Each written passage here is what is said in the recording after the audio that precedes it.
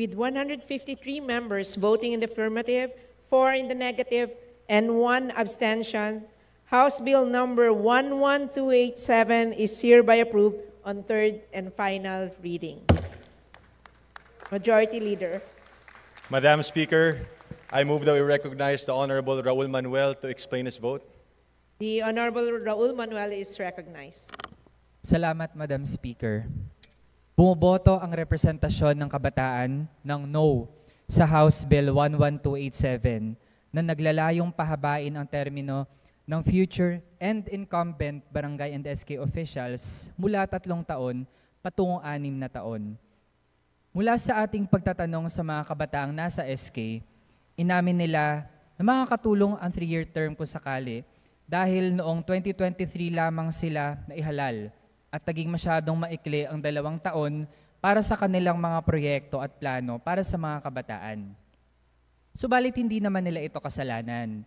Kasalanan ito ng sunod-sunod na pagkakaantala ng barangay and SK elections, kaya napahaba ang termino ng mga naunang SK at napaikli naman ang termino ng kasalukuyang SK.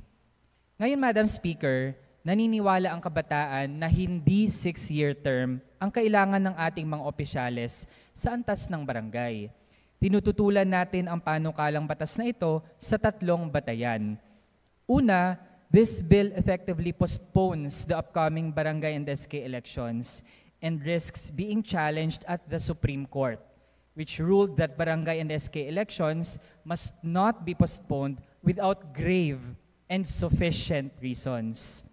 Pangalawa, labis na makakaapekto ang panukalang batas na ito sa ating mga lider kabataan sa SK.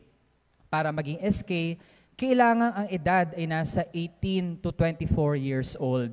Napakaraming pagbabago ang kinakaharap ng isang kabataan sa puntong ito ng kanilang buhay. Pagpasok sa kolehiyo, pagtatapos sa kolehiyo, paghahanap ng trabaho, paghahanda para magpamilya, at marami pang ibang milestones and major life decisions. Kung ang SK ay tunay na avenue para sa paglikha ng mga susunod na pinuno mula sa hanay ng kabataan, hindi nito kinakailangan ang 6 na taong itatagal ng kanilang termino. Pangatlo at panghuli, Madam Speaker, ang pagpapahaba ng termino ng barangay and SK officials ay magdudulot ng political entrenchment. Sa halip na may halalan kada 3 taon na accountability mechanism ng taong bayan para mapanatili ang pananagutan ng elected officials sa barangay level, tatagal hanggang 6 na taon ang pagkakaupo ng mga opisyal. Mapapalala ang padrino system sa pagitan ng mga opisyal sa barangay level at iba pang antas ng pamamahala.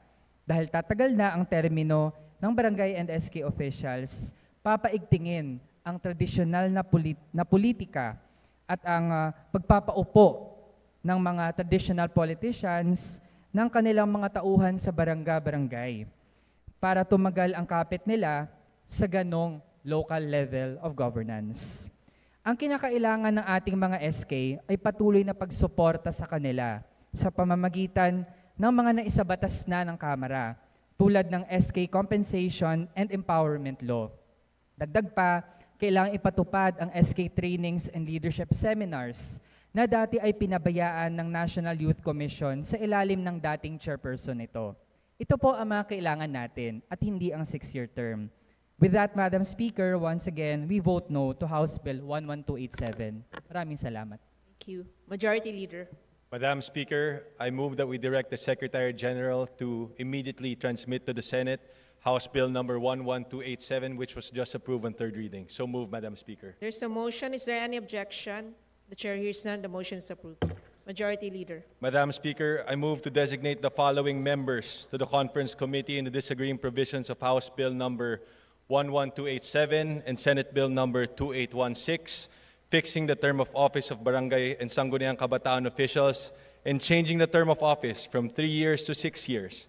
Representative Manuel Sagarbaria, Representative Aurelio Dong Gonzalez Jr., Representative Arnan Panaligan, Representative Maria Victoria Copilar, Representative Faustino Ino Arcegadi V, Representative Ricardo S. Cruz Jr., Representative Jefferson F. Kong-Hoon, and Representative J.C. Abalos. There is a motion to designate the aforementioned members to the said conference committee.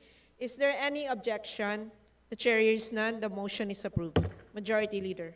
Madam Speaker, I move that we suspend session for a few minutes. Session suspended.